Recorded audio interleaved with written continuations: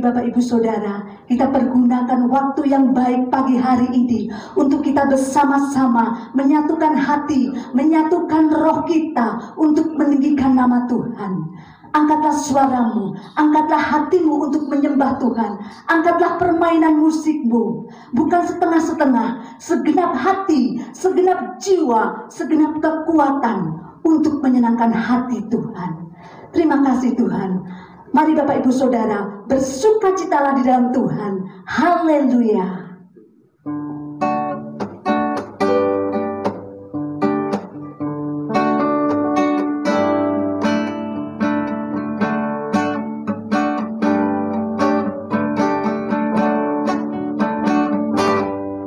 Apa yang tak pernah dilihat mata, yang tak pernah didengar telinga, yang tak pernah timbul di dalam hati, semua disediakannya bagi yang mengasihi Dia. Apa yang tak pernah dilihat mata, yang tak pernah didengar telinga, yang tak pernah timbul di dalam hati, semua disediakannya bagi yang mengasihi Dia. Allah sanggup melakukan segala perkara, dulu, sekarang, dan selamanya. Kuasanya tidak berubah. Allah sanggup melakukan segala perkara, dulu, sekarang, dan selamanya. Kuasanya tak berubah. Apa yang tak pernah dilihat mata, yang tak pernah didengar telinga, yang tak pernah timbul di dalam hati, semua disediakannya bagi yang mengasihi Dia. Allah sanggup melakukan segala perkara, dulu, sekarang, dan selamanya. Kuasanya tidak berubah.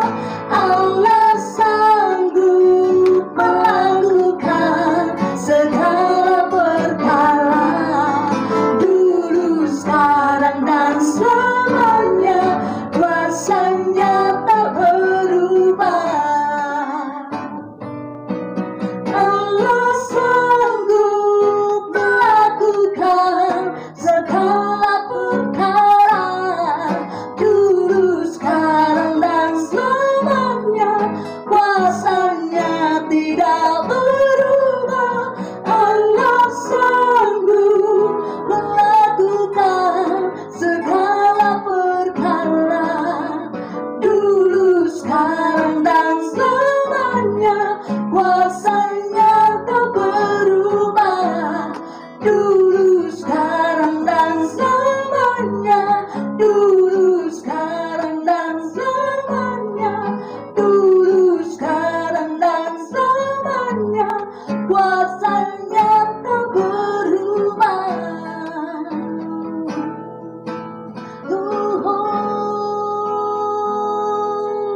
Terima kasih Tuhan. Engkau sanggup Tuhan memulihkan kehidupan kami Tuhan yang tidak menentu ini Tuhan. Engkau sanggup memelihara kehidupan kami Tuhan. Terima kasih Tuhan. Nyatakan kuasa-Mu, nyatakan hadirat-Mu Tuhan. Nyatakan kuasa-Mu di tengah-tengah kami Tuhan. Terima kasih Tuhan. Hanya pujian, hanya sembah, hanya hati kami yang kami beri bagi Tuhan. Semua untuk kemuliaan nama-Mu Tuhan. Terima kasih Tuhan. Kami boleh beribadah, kami boleh memuji, kami boleh memuliakan nama-Mu. Terima kasih Tuhan. Segala pujian hormat hanya bagi Tuhan.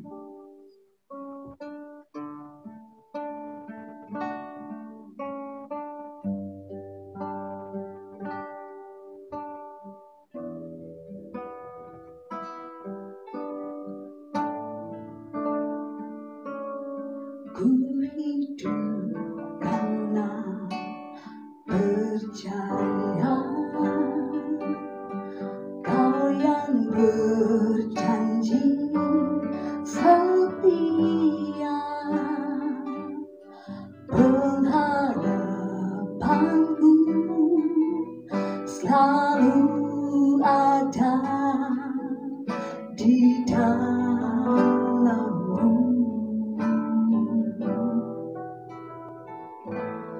Ku tidak akan menyerah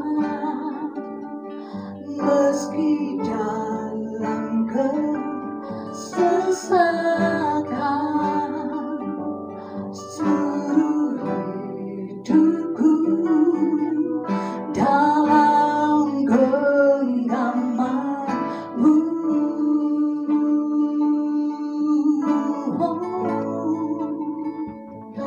Aku punya Tuhan yang besar, yang tak berjanji dan sanggup menggenapi imanku. Bersepakat percaya kuasa-Nya, ku terima sekarang kemenangan dari-Mu. Mari kita katakan bersama-sama. Ku hidup karena percaya Kau yang berjanji Tuhan. Kau yang amin janji setia, pengharapan-Mu Tuhan. Selalu ada di dalam-Mu. Ku tidak akan menyerah meski dalam kesesakan. Seluruh hidupku Tuhan, yes Lord, dalam genggaman-Mu.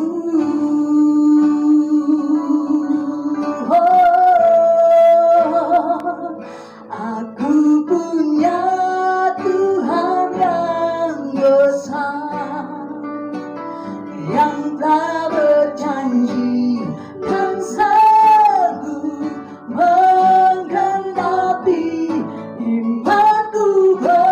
Bersepakat percaya kuasa-Nya, ku terima sekarang kemenangan dari-Mu. Aku punya Tuhan yang besar, yang telah berjanji, yang berjanji, sanggup menggenapi imanku. Bersepakat percaya kuasa-Nya, ku terima sekarang kemenangan dari-Mu. Imanku bersepakat percaya kuasa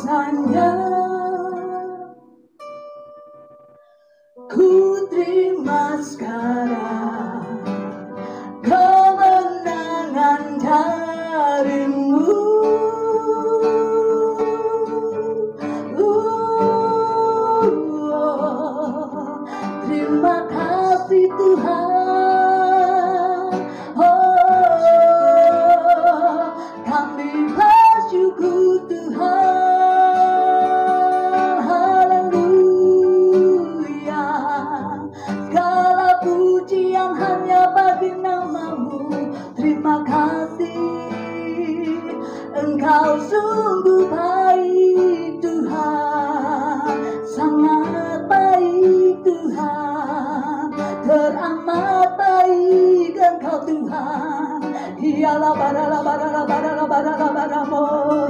Iyala barala barala barala barala barala baramo. Iyala barala barala baramo. Terima kasih, terima kasih, terima kasih Tuhan. Haleluya, kami bersyukur. Engkau telah memberkati kami Tuhan. Terima kasih. Haleluya.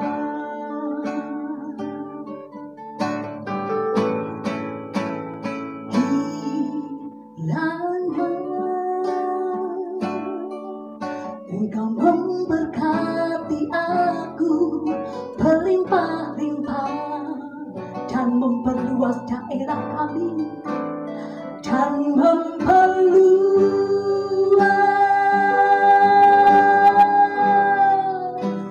daerahku.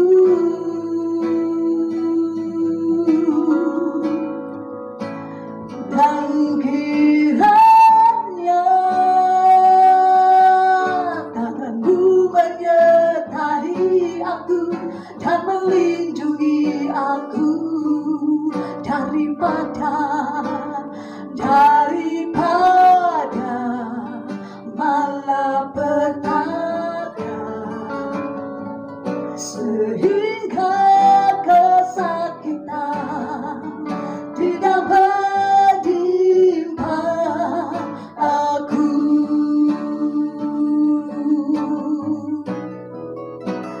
Kiranya Engkau memberkati aku Tuhan.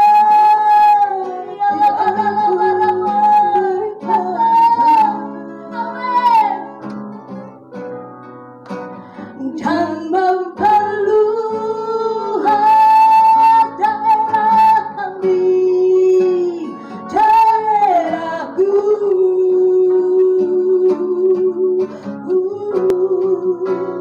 Dan kiranya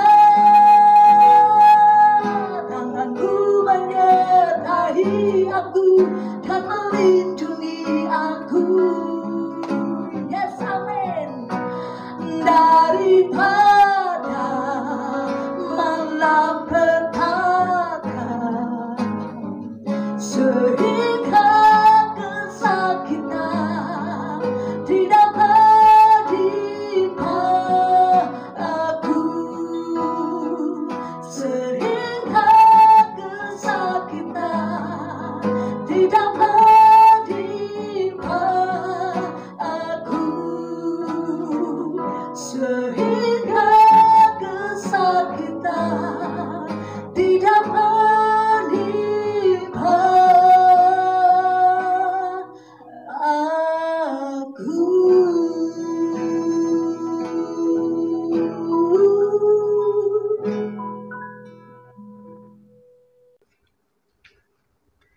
Shalom umat Mesianik, umat yang dikasihi Tuhan, kita berjumpa kembali, bersua kembali dalam ibadah online GBI Rock Sejahtera.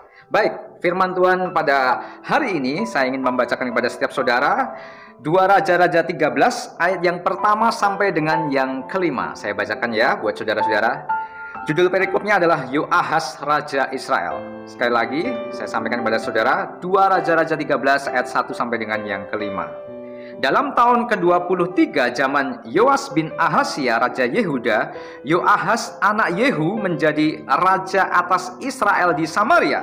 Ia memerintah 17 tahun lamanya. Ia melakukan apa yang jahat di mata Tuhan dan ia hidup menuruti dosa Yerobeam bin Nebat yang mengakibatkan orang Israel berdosa pula.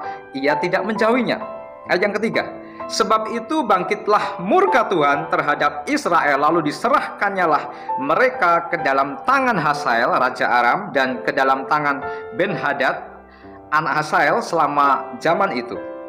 Ayat yang keempat, tetapi kemudian Yoahas memohon belas kasihan Tuhan, dan Tuhan mendengarkan dia, sebab ia telah melihat bagaimana beratnya orang Israel ditindas oleh Raja Aram. Ayat yang kelima, yang terakhir yang saya mau bacakan kepada saudara semua. Tuhan memberikan kepada orang Israel seorang penolong sehingga mereka lepas dari tangan Aram dan dapat duduk di kemah-kemah mereka seperti yang sudah-sudah. Baik Bapak Ibu Saudara yang terkasih, umat mesianik, umat yang dikasih Tuhan, kita baru saja membaca firman Tuhan di dalam 2 Raja-Raja 13 ayat yang pertama sampai dengan yang kelima. Di situ ketika kita membaca, kita mendalaminya lebih dalam lagi, ternyata ada sesuatu yang bersifat ironis tentang kisah ini. Kenapa saya katakan ironis dan juga kalau boleh saya bilang tragis? Karena bangsa Israel di situ dikisahkan. Bangsa Israel seperti saudara kita ketahui ya saudara, ada bangsa atau umat pilihan Allah. Tetapi di sisi lain, dalam kisah yang tadi kita baca bersama-sama, bangsa Israel adalah bangsa pilihan Allah. Tetapi di sisi lain, bangsa Israel mengalami yang namanya keterpurukan. Bangsa Israel adalah umat pilihan Allah, umat di mana Tuhan menyatakan janji khusus kepada umat ini, kepada bangsa ini. Tetapi di sisi lain, bangsa atau umat ini mengalami yang namanya dijajah, yang namanya di lockdown oleh bangsa Aram, bangsa yang tidak bersunat. Nah saudara, ketika kita baca bagaimana bangsa Israel mengalami kekalahan, kemudian mereka mengalami yang namanya terhimpit, dan mungkin kita bertanya-tanya, Tuhan, mengapa bangsa yang Engkau pilih sendiri tetapi mengalami yang namanya kekalahan dan dijajah dan mengalami masalah yang berat, terpuruk? Saya terlalu yakin dan percaya saudara bahwa Tuhan kita adalah Allah yang maha baik, Allah yang maha segalanya, termasuk Allah yang maha bijaksana. Dia adalah Allah di mana menyatakan sesuatu pasti ada alasannya. Demikian juga ketika kita membaca di dalam Alkitab yang barusan kita baca bersama-sama. Bangsa Israel adalah bangsa pilihan Allah, tetapi Tuhan izinkan bangsa ini mengalami dihina, dikalahkan, dijajah. Pasti ada alasannya. Nah kalau kita baca, kita bisa mendapatkan alasannya. Setidaknya ada 2 alasan. Yang pertama, raja mereka yang namanya Yoahas yang pada waktu itu memimpin pada masa itu ternyata melakukan apa yang jahat di mata Tuhan, yaitu melakukan tindakan sikap menuruti dosa seperti nenek moyangnya terdahulu, seperti leluhurnya terdahulu. Yang disebutkan di situ adalah Yoahas hidup jahat di mata Tuhan menuruti dosa Yerobeam bin Nebat. Siapa itu Yerobeam bin Nebat? Dia adalah leluhur Yoahas sendiri. Dan apa yang dilakukan Yoahas menuruti dosa leluhurnya? Ternyata Yoahas melakukan yang namanya pemberontakan, pembangkangan, melawan titah Tuhan. Seperti kita ketahui, kalau kita baca flashback di ayat-ayat perikop sebelumnya, leluhur Yoahas melakukan tindakan jahat di mata Tuhan, yaitu dengan mengganti imam-imam, membubarkan setiap tata cara liturgi yang Tuhan sudah tetapkan, bahwa salah satunya adalah imam yang boleh melayani di bait Tuhan, di bait Allah adalah imam Lewi dikhususkan. Tetapi Yerobeam bin Nebat itu justru melarang imam Lewi yang dikhususkan Tuhan untuk memimpin ibadah, untuk menjadi imam di bait Allah. Mereka singkirkan semua, kemudian diganti dengan orang-orang yang menurut dia sesuka dia saja. Dan itu kemudian diteruskan oleh Yoahas cucunya. Dan ini jahat di mata Tuhan. Dan lebih parahnya lagi, Raja Yoahas ini menjadikan dirinya, menobatkan dirinya selain sebagai raja, dia juga sekaligus sebagai imam besar. Dan ini jahat di mata Tuhan, karena melakukan pembangkangan, melakukan pemberontakan terhadap titah ketetapan Tuhan. Dan kemudian berlanjut, Yoahas mengizinkan yang namanya penyembahan berhala sesuai dengan apa yang ia suka, semau gue katakan lagi. Dan ini membawa, di situ dikatakan, mengakibatkan orang Israel pun rakyatnya turut berdosa mengikuti rajanya yang jahat di mata Tuhan. Nah, ini alasannya. Kita mulai tahu kenapa akhirnya Allah Tuhan mengizinkan bangsa Israel itu dijajah, mengalami kekalahan dan mengalami lockdown. Dijajah itu berbicara tentang hal yang gak mengenakan, saudaraku. Dan setelah kita membacanya, ada berita sukacita ketika bangsa Israel, raja yang memimpin bangsa Israel ini terkadangnya terhimpit, terjepit. Mereka baru sadar bagaimana butuhnya Tuhan. Mereka baru sadar bagaimana mereka membutuhkan kuasa Tuhan untuk melepaskan pergumulan mereka. Dan kalau saudara membacanya tadi di ayat yang keempat, saudaraku, tetapi kemudian Yoahas memohon belas kasihan Tuhan. Dan apa yang terjadi, saudaraku?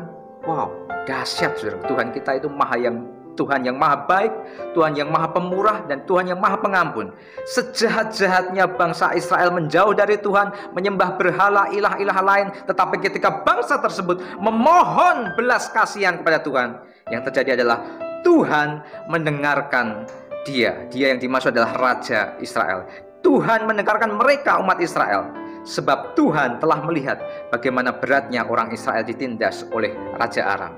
Dan lebih dari mendengarkan doa mereka, Tuhan pun akhirnya di ayat yang kelima yang terakhir tadi kita baca, memberikan kepada orang Israel seorang penolong, sehingga mereka, bangsa Israel, lepas dari tangan Aram. Mereka dapat kembali duduk di kemah-kemah mereka seperti yang sudah-sudah. Ini berbicara tentang Tuhan memberikan kemerdekaan, kelepasan bagi bangsa Israel. Nah, saudaraku, dari sini kita bisa belajar tentang bagaimana bangsa ini memohon belas kasihan Tuhan.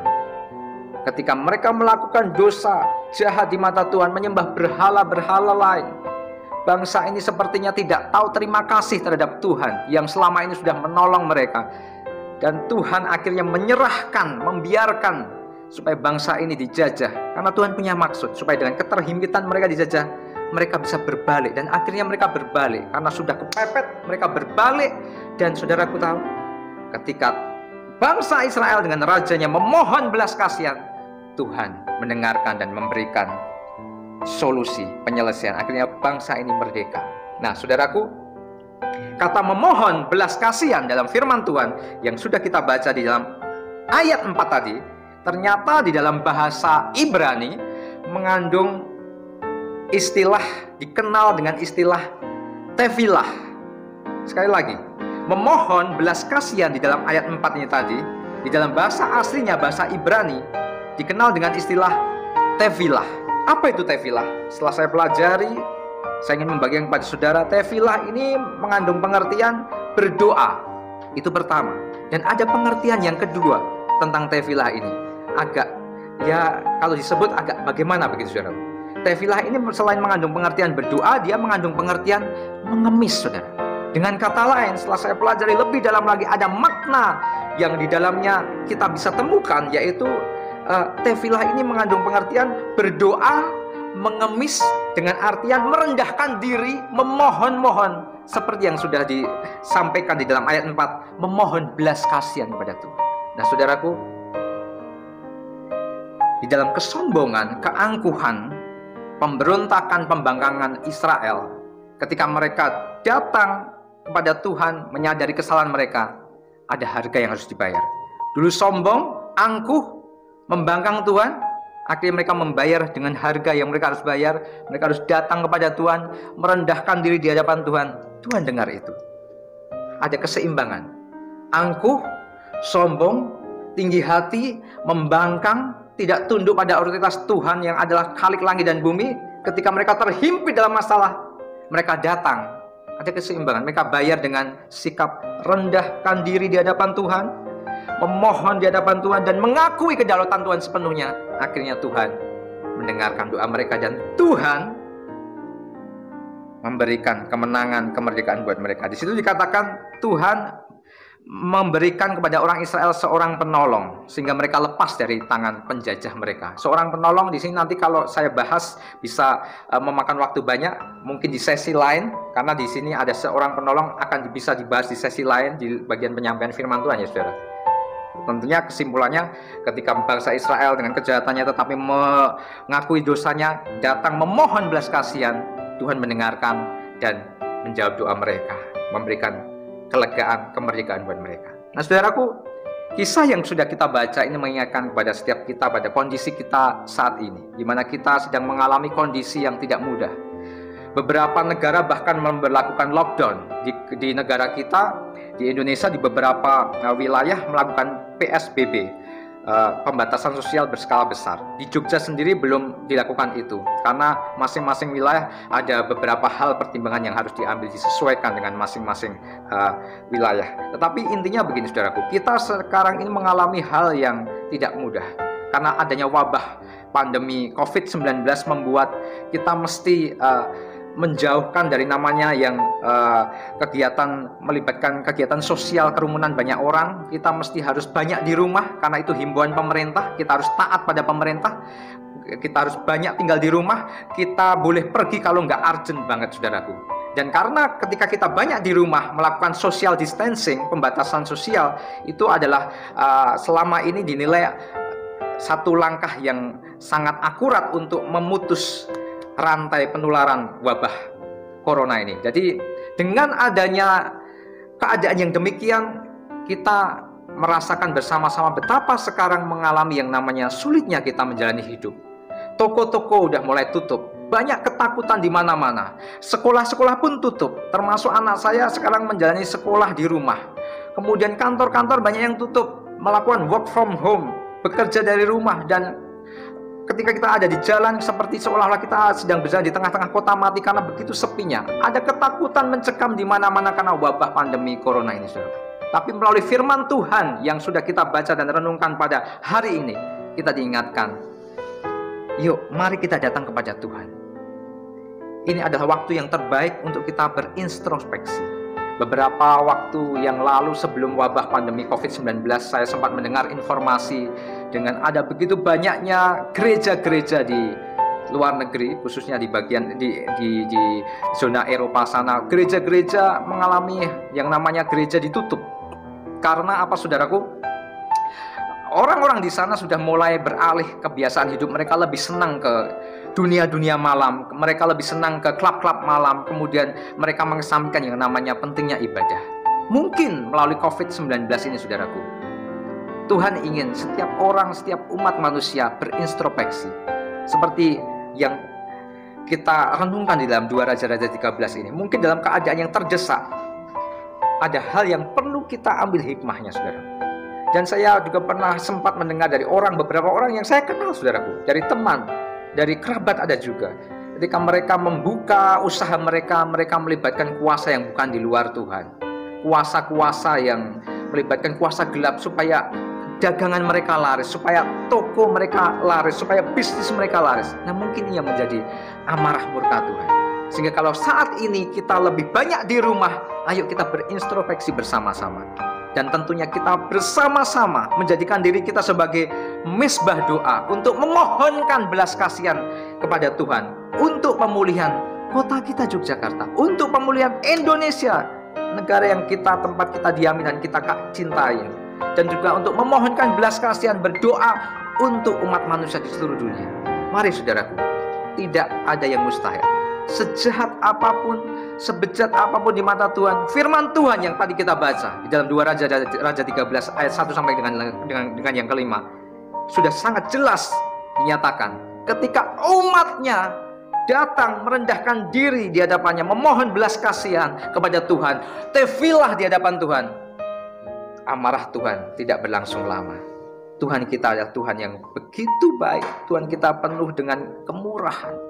Mari saudara, bersama-sama kita memohonkan tefilah, memohonkan belas kasihan kepada Tuhan untuk dicurahkan pemulihan bagi kota kita, bagi keluarga kita, bagi Indonesia, dan bagi seluruh umat di dunia. Khususnya lebih lagi supaya banyak orang yang datang kepada Tuhan, jiwa-jiwa datang kepada Tuhan, hati yang keras dilembutkan kembali untuk kembali berpaling kepada Tuhan. Mari saudara, saya akhiri khotbah saya pada hari ini dengan kita bersama-sama datang kepada Tuhan. Bersama-sama saya akan pimpin saudara untuk kita datang kepada Tuhan di dalam doa. Bapa di dalam surga, Bapa yang kami sembah dalam nama Yesus, kami bersyukur untuk firman-Mu pada hari ini. Kami dibukakan, kami dicelikkan tentang pribadi-Mu yang luar biasa Tuhan. Mungkin selama ini kami mengecewakan Tuhan. Mungkin selama ini kami mendukakan Tuhan dengan pola pikir kami yang mungkin orang lain tidak bisa lihat. Tapi Tuhan melihat dalamnya pikiran hati kami. kami memohon ampun atas kesalahan kami. Yang kami tahu ketika kami memohon belas kasihan kepada Tuhan, tefilah di hadapan Tuhan. Tuhan mendengar doa kami, Tuhan memulihkan kami. Engkau berkarya seturut dengan kekayaan kelimpahan karunia-Mu, memulihkan kami. Dan juga kami Tuhan, kami di sini, gereja-gereja-Mu, umat-Mu Tuhan, sebagai umat yang Engkau benarkan, umat yang sudah dibenarkan oleh kuasa darah Yesus, umat yang Kau tebus. Kami menempatkan diri kami Tuhan sebagai mezbah doa-Mu, sebagai garda terdepan untuk memohonkan belas kasihan untuk pemulihan keluarga kami, untuk pemulihan kota kami Yogyakarta, untuk pemulihan bangsa kami Indonesia. Tuhan, kami memohon kepadamu Tuhan, jika kalau ada sekiranya kesalahan, dosa yang mendukakan Tuhan, kami memohon pengampunan-Mu Tuhan untuk kota tempat di mana kami boleh tinggal, untuk Indonesia tempat di mana kami dilahirkan dan berpijak ini Tuhan. Kami memohon pengampunan yang datang dari Tuhan.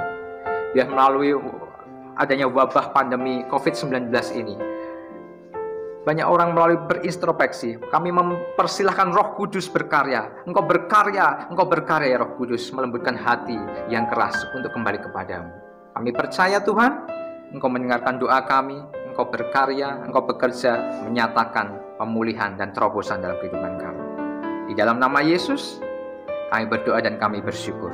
Amin.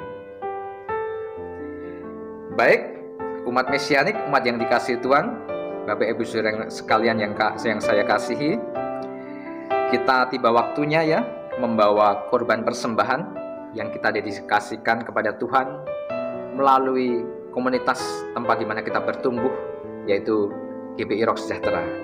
Bersama-sama saya memberikan kesempatan kepada setiap saudara untuk membawa korban persembahan.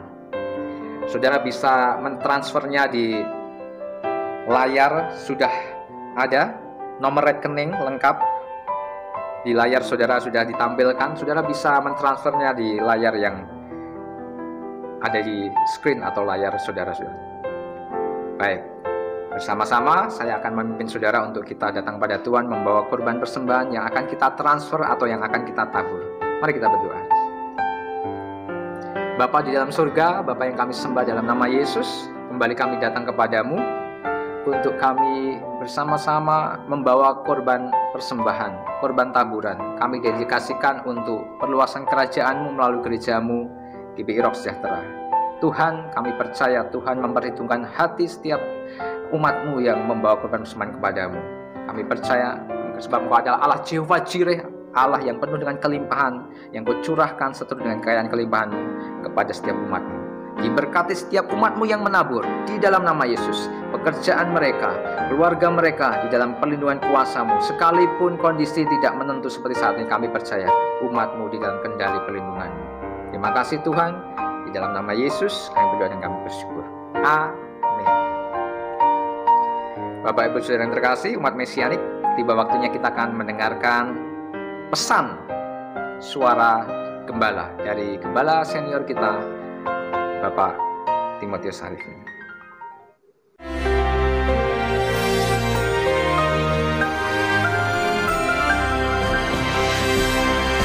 Shalom warga kerajaan, Tuhan itu adalah guru yang sangat baik.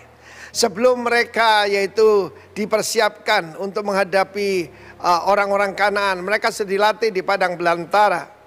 Dan kalau mereka sekarang melintasi sungai Yordan tidak terlalu lebar lah, tidak seperti Bengawan Solo begitu, ataupun sungai-sungai di Kalimantan. Karena mereka sudah pernah diselamatkan lewat laut Teberau, Yamsuf. Maka sungai Yordan kecil. Masa-masa seperti sekarang, ingat apa yang Tuhan perbuat pada masa-masa yang lampau. Keselamatan itu mujizat terbesar dalam hidup kita. Kalau Anda sudah menerima itu, yang lain jadi kecil saja. Di dalam Yosua 3 ayat 5, Yosua berkata pada bangsa itu, kuduskanlah dirimu, sebab besok, waktunya Tuhan nih, Tuhan YHWH akan melakukan wondrous things among you.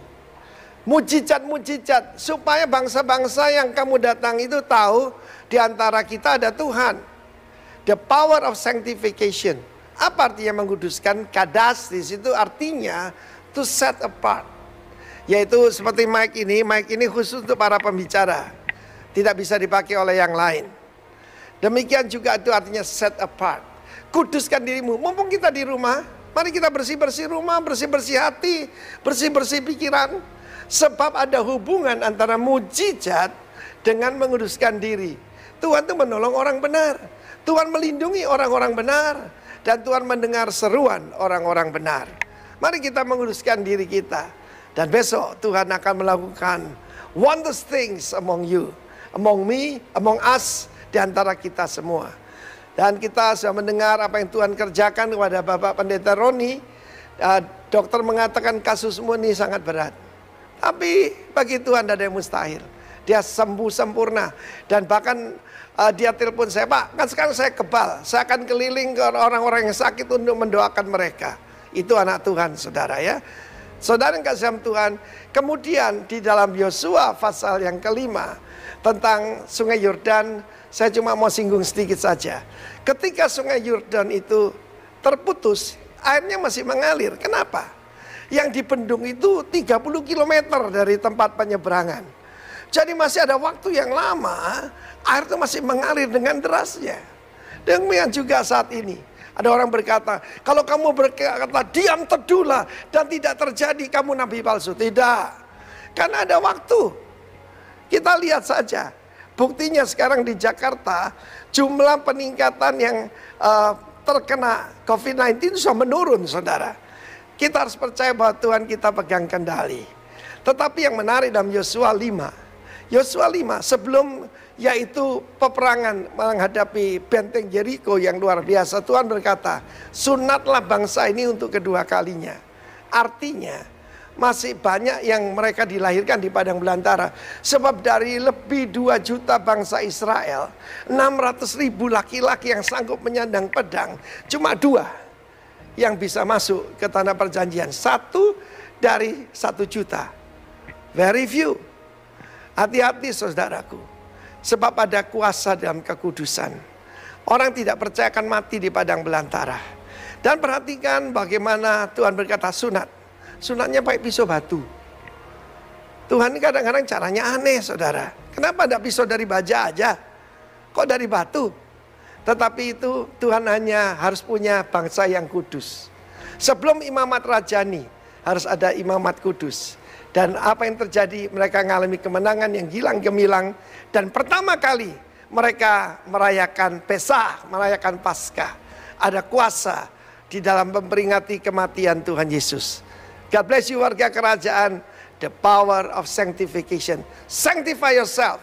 For tomorrow the Lord will do wonders, miracles among you. God bless you.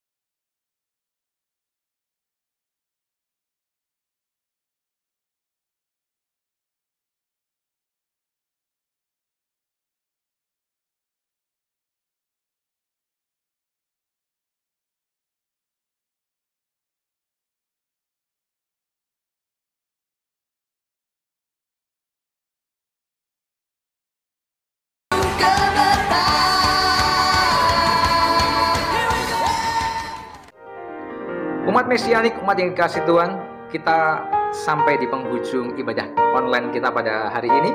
Bersama-sama kita akhiri ibadah online pada hari ini dengan kita menerima berkat yang datangnya dari Tuhan. Angkat kedua belah tangan saudara, arahkan pandangan saudara, mata rohani saudara tertuju pada Tuhan. Dan terimalah berkat yang datangnya dari Tuhan. Tuhan menyinari engkau dengan wajahnya. Tuhan memberkati engkau dengan berlimpah-limpah. Tuhan menyertai engkau dengan penyertaan sempurna, sehingga apa yang kau perbuat dinyatakan Tuhan berhasil. Kasih karunia dari Allah Bapa, persekutuan dengan Roh Kudus, dan pertolongan dari Tuhan Yesus tercurah atas saudara dari sekarang sampai selama-lamanya. Amin. Tuhan Yesus memberkati.